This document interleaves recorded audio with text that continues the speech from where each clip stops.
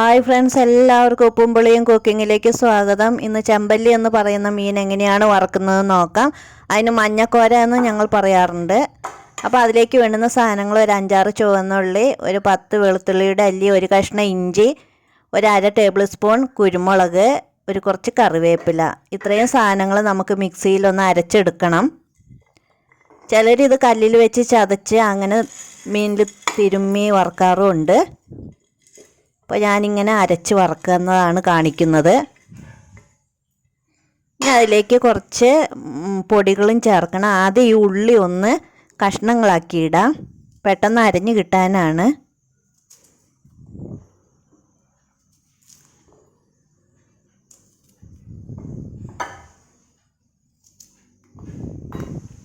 ഇതിലേക്ക് നമുക്ക് പൊടികൾ ചേർക്കാം. ഒരു 1/4 ടീസ്പൂൺ മഞ്ഞൾപ്പൊടി ചേർക്കാം.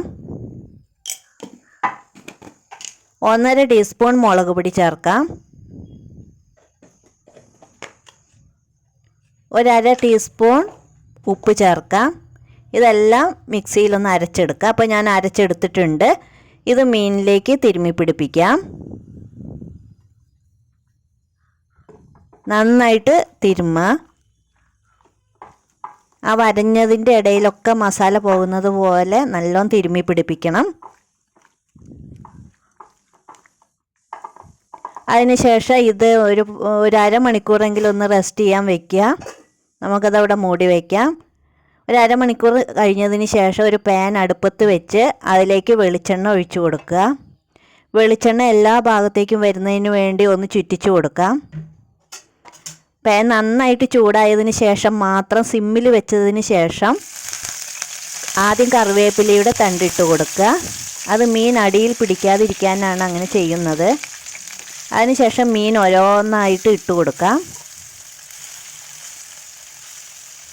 ഞാൻ പാത്രത്തിലുള്ള ബാക്കി വരുന്ന ആ മസാല ആ മീനിൻ്റെ മേലെ ഒന്ന് തേച്ച് പിടിപ്പിക്കാം. നമുക്ക് ഇതേപോലെ തേച്ച് കൊടുക്കുകയാണെങ്കിൽ ആ വരഞ്ഞതിലൊക്കെ ആ മസാലയൊന്ന് പിടിച്ചു കിട്ടും.